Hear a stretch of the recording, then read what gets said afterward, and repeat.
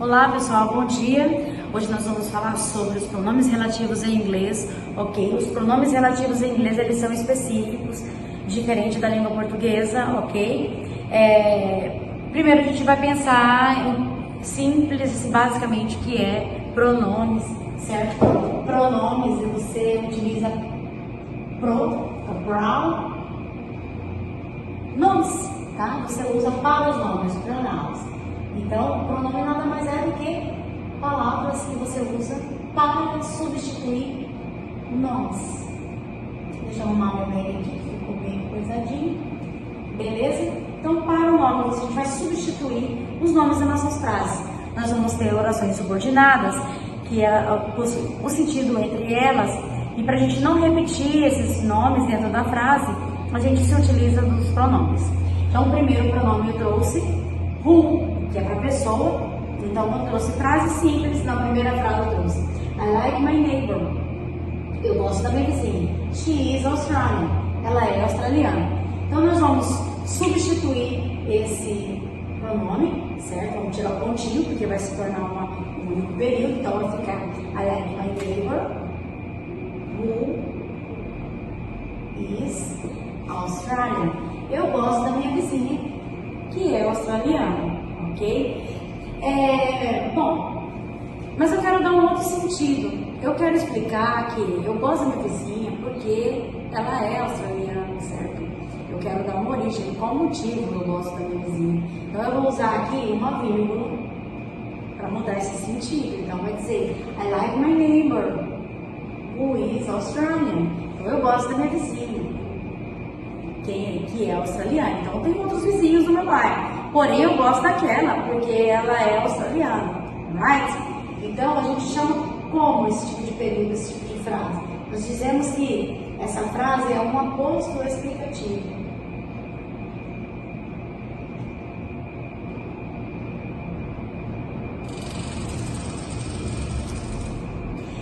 Próximo exemplo, witch, né? Witch não é bruxa não, tá, gente?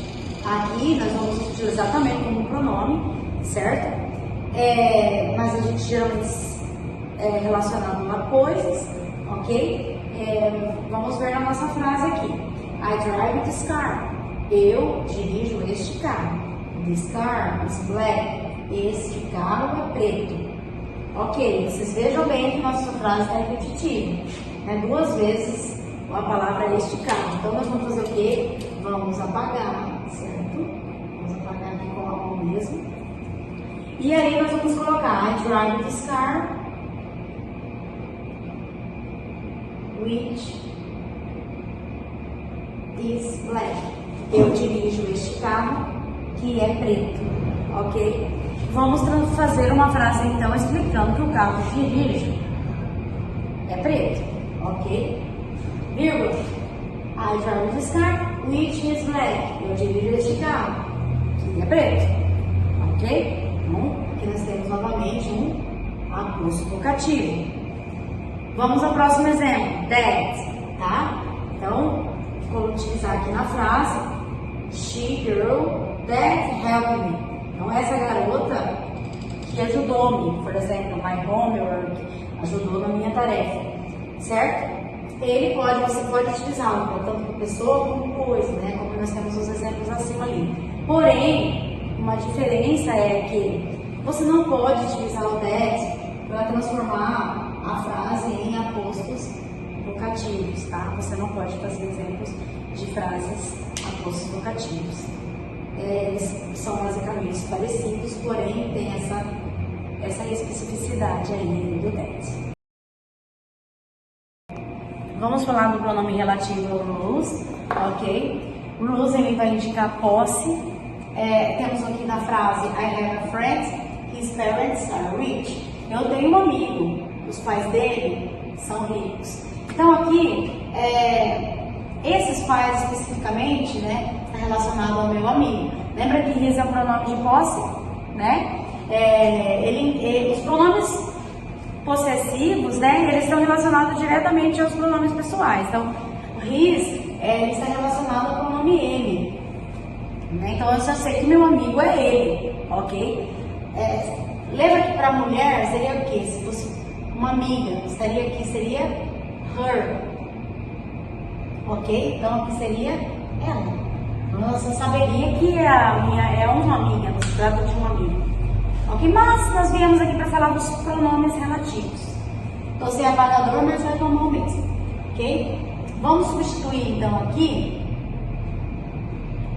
o nosso pronome possessivo por nosso pronome de posse ali, nosso pronome relativo, ok? Da nossa oração subordinada. Vamos tirar tudo, vamos utilizar o rules. Como que ficou a nossa frase agora? I have a friend whose parents are rich. Eu tenho um amigo cujos pais são ricos. Então, rules, pessoal, significa cujo aqui na nossa oração subordinada. Alright? Aqui vamos ver, eu coloquei uma pergunta aqui para vocês verem como que seria uma pergunta, ok? Ele vai dar o sentido de posse. Na pergunta, né, que o sentido de cujo, o cujo. Na pergunta aqui, de quem? Então fica assim, ó, whose chocolate is this? De quem é esse chocolate? Nham, nham. De quem é esse chocolate? Ok?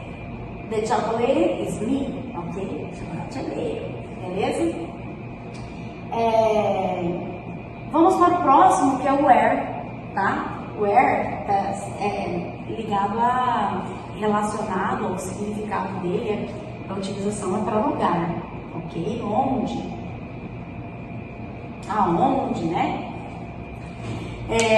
Então eu coloquei uma frase aqui. This is the house, esta é a casa, where I grew up. Esta é a casa onde eu cresci, ok? Você lembra das questões vocês já aprenderam lá no 6º ano para perguntar para alguém de onde a pessoa era? Where are you from? De onde você é? Certo? Eu coloquei uma perguntinha aqui também, ó, relacionada a place, né? Where is this place, né? Onde é esse lugar, ok? Perguntando assim para alguém onde fica aquele lugar bacana que você gostaria de ir, sei lá, um restaurante, um barzinho, uma cachoeira, ok?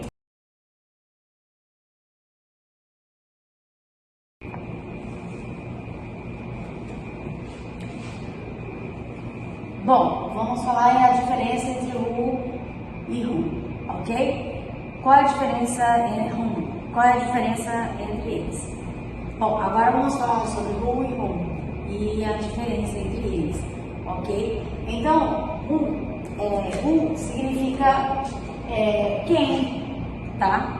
Fica quem. E eles são relacionados à pessoa que faz a ação, certo? A pessoa que faz aquela ação. E whom, ele está ligado ao objeto da ação, certo? Aquele que sofre a ação. Vamos ver como isso funciona? Então aqui nós temos uma frase, certo? Uma frase que eu coloquei como exemplo, who. I have a teacher doesn't like pizza.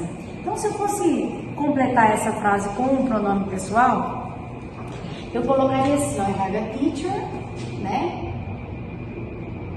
He doesn't like pizza. Eu tenho um professor, ele não gosta de pizza, certo? Então, aqui você sabe que é o pronome ele, pronome pessoal ele. Se fosse para você substituir, você substituiria por um nome, certo? Mas aqui a gente está usando os pronomes relativos. Então, vamos colocar aqui, nós vamos tirar o ele, um pontinho, vamos ligar. I have a teacher who doesn't like pizza. Eu tenho um professor que não gosta de pizza. Ok? Como ficaria isso numa pergunta? E aí, na pergunta, você percebe que, ao responder, você vai utilizar um pronome pessoal para a resposta, certo? Who is your best friend? Quem é o seu melhor amigo? Se fosse para você dar a resposta, você colocaria she is, ok? Então, o quem está relacionado à pessoa do discurso, certo? Agora vamos ver o objeto, que seria I like this guy. Eu gosto desse cara. I work for him. Eu trabalho para ele. Então, nesse caso, você tem, eu trabalho para este cara. Quem é o cara? O cara que você trabalha para ele. Aqui você também já tem um pronome objeto, certo? Quem trabalha, trabalha para alguém, trabalha para ele. Então, se você fosse colocar numa frase, você colocaria assim: I like this. I like these guys. Eu gosto desse cara. Pronto.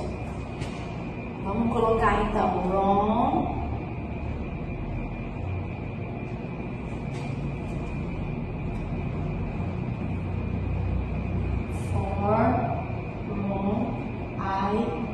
Work.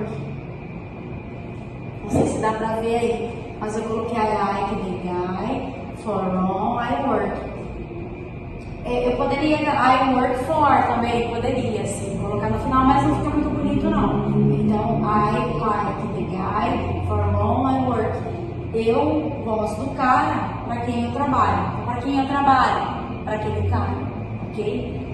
Então, fazendo a pergunta com o verbo, você já percebe qual é o objeto da oração, certo? E na frase, você vai perceber que também você vai responder com um objeto. Ele vai dizer assim, ó, whom did you call? Para quem que você ligou? Aí você dizer, eu liguei para ele, certo? Então, aqui você também responde com um objeto na oração. Então, essa é a diferença entre eles. Um substitui o nome na oração, seria o sujeito, e o outro substitui o objeto da oração.